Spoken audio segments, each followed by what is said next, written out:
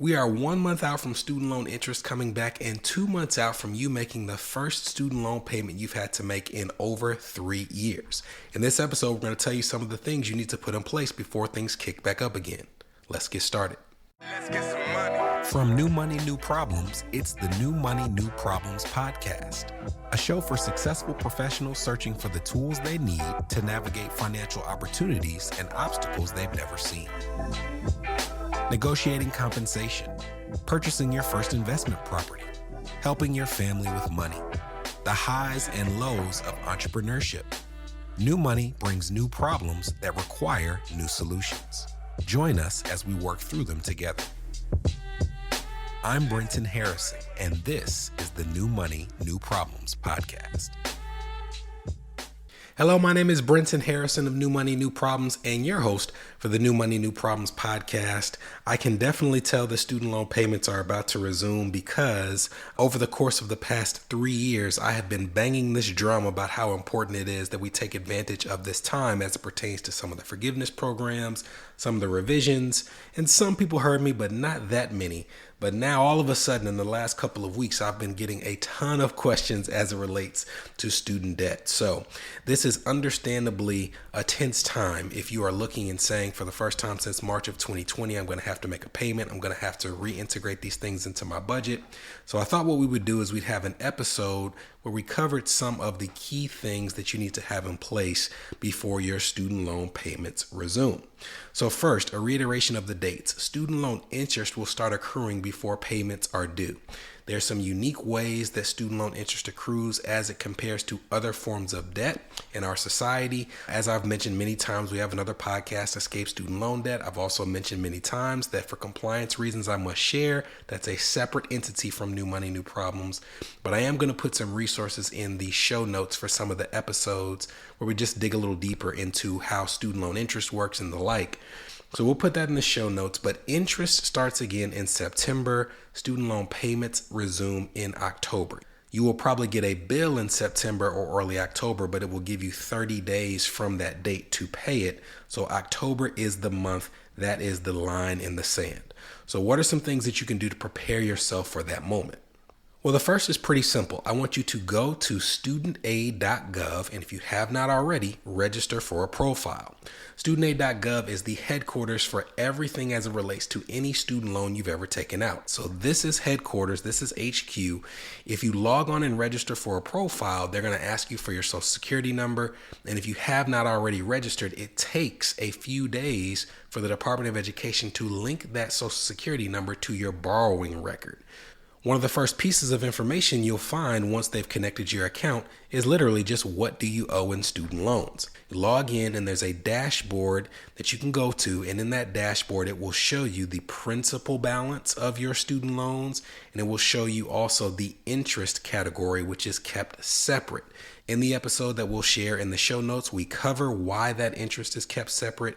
But if you're following along with us on screen, you're actually looking at a de-identified dashboard. On that dashboard, the person that we're looking at in this example has about $279,000 in student loans, $275,000 of that being principal, about $4,000 or $3,000 of it being that separate interest category.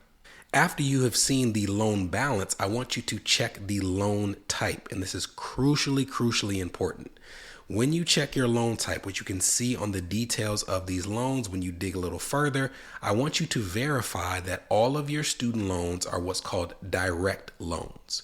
If you took out any student loans before, I'd say 2011 or so, it's highly likely that you might have a type of loan called an FFEL loan or a Stafford loan that's mixed in with some loans that might be direct loans. There are a number of programs that are currently being implemented by the Department of Education that are designed to give past credit for payments for borrowers who might or might not have been pursuing forgiveness under programs like income-driven repayment or public service loan forgiveness. If those are foreign terms to you, just know for the sake of this episode, that public service loan forgiveness is a forgiveness program where people who pay their student loans for 10 years while working for a nonprofit or government entity, they can have their student loans forgiven in full. Income-driven repayment plans we've covered on this podcast before. That is a payment plan, not a forgiveness program program where you pay a percentage of your income towards your student loans each year, but similar to other forgiveness programs, after, in some cases 10, in most cases 20 or 25 years of payments, any remaining balances are forgiven. The issue with both of those programs is that you had to be meeting those rules for the entirety of those 10, 20, or 25 years in the past. Thankfully, the revisions the Department of Education is making is going back in time and saying, even if you have not been on an income-driven repayment plan to this point, we are going to count any of the time you spent on any student loan payment plan towards the 20 or 25 years that you need for forgiveness. There also are some accommodations being made for past payments that may not have counted towards public service loan forgiveness as well. Here's the rub. In order to have those revisions, you must have either a direct loan or an FFEL loan that is owned and managed by the federal government. But the easiest way to make sure you're in good standing is to simply make sure that any of your ineligible loans are consolidated into a direct consolidation loan. But there is a sense of urgency here, because if you have any non-direct loans that you are consolidating for the purpose of being eligible for this revision, you have to take care of that before December 31st of this year. So the next thing we need you to do is to look in your loan details and verify that all of your loans are direct loans. The next step is a simple one. I want you to identify your student loan servicer and make sure that you have an up-to-date profile on their website. This is valuable information for several reasons. First, many people just may not know where their loans currently reside, but also one of the things that happened during the pandemic when they paused payments is they severed your agreement to auto pay your payments. So even if your student loan servicer hasn't changed and you're thinking that when October comes, your payment is going to just auto draft like it typically did, that is not the case. You have to formally opt back in to auto payments if that's how you prefer to pay. So those are the first few things you need to know, but after the break, we'll give you the last few items as it pertains to student loans that you need to make sure you have in place before September and October of this year. This is the New Money, New Problems podcast, a show for successful professionals searching for the tools they need to navigate financial opportunities and obstacles they've never seen. We'll be right back. Are you wondering what new money problems you might be overlooking in your financial life? If so, we've got great news. We've crafted the New Money, New Problems Gap Finder to identify potential weaknesses in your finances in areas ranging from budgeting, investments, insurance, and even the threat your extended family's finances could pose to your household. Please head to newmoneynewproblems.com/gapfinder to complete it today. Again, that's newmoneynewproblems.com/gapfinder to take the assessment.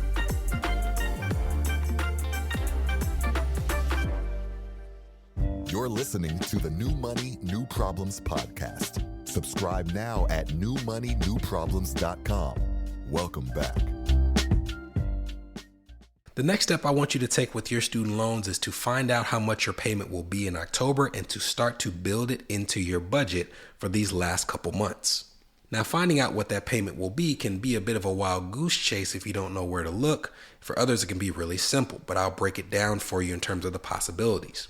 If you were already making student loan payments before the pandemic, then your student loan payment in October will be whatever you were paying prior to the payment pause. If you were paying $50, then you will pay $50 when student loan payments start up. And it's also vital you know the payment plan you were on prior to the pandemic, because that payment plan will let you know if that payment stays where it is or if it will change and when it will change. Here's what I mean.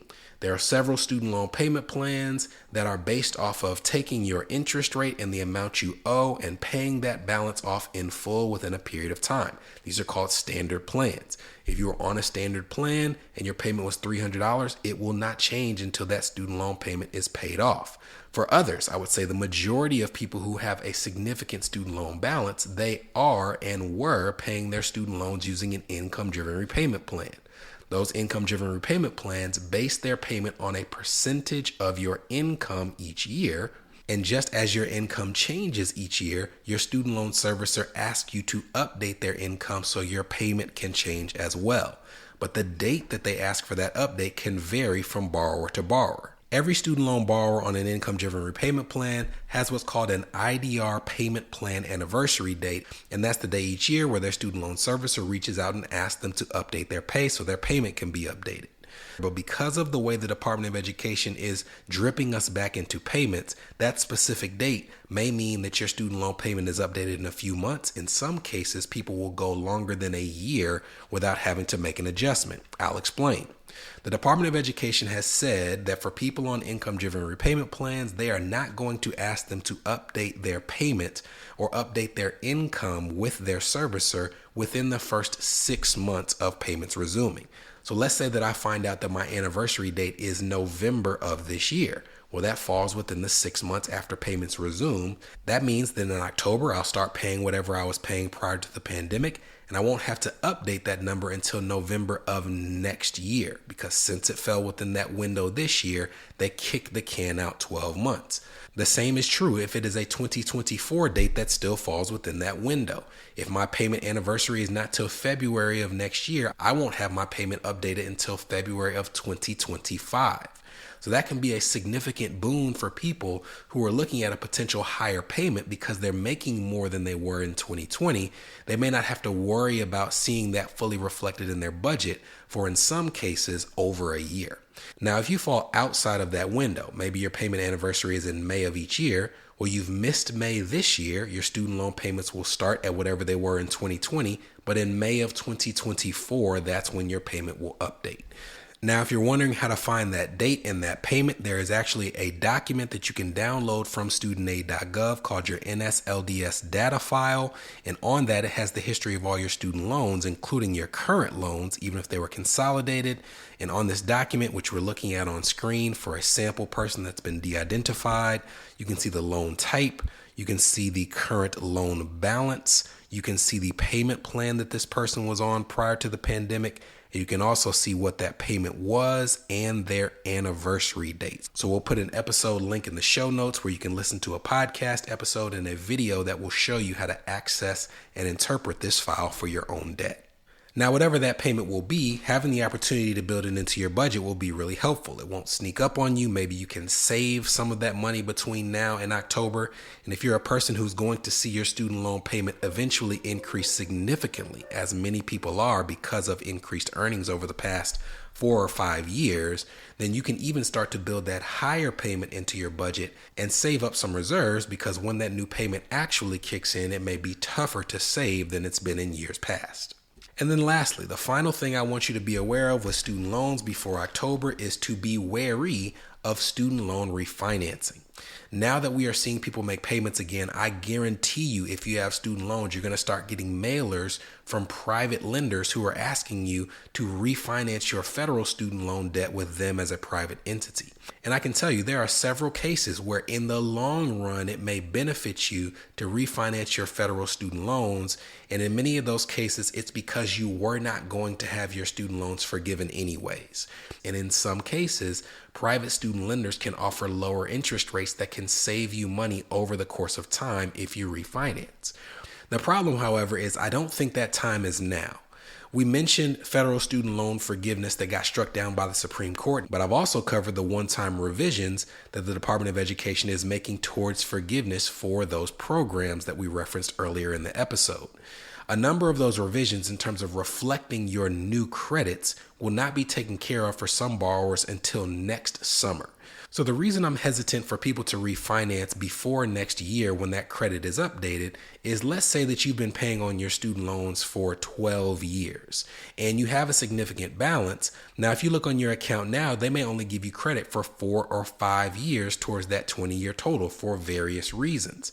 And if you were to refinance your student loans thinking you're 16 years away from having your student loans forgiven, you'd probably be pretty pissed off when you find out that it would have been 8 years if you just waited.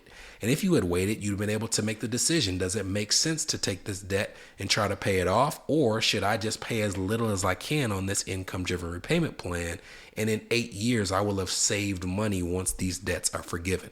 There's so much going on with federal student debt that we don't know. I would feel there's a potential missed opportunity if you were to look at a private lender's mailer and say, hey, I'm going to save 1% or 1.5%, and just refinance without thinking through what might occur in the course of the next year. So those are the things that I wanted you to keep in mind as it pertains to your federal student debt. I hope this was useful to you.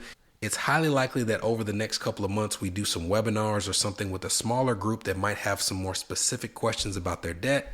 So if that interests you, make sure you sign up for our email list at newmoneynewproblems.com/podcast. And I look forward to seeing you next week. Let's get some money.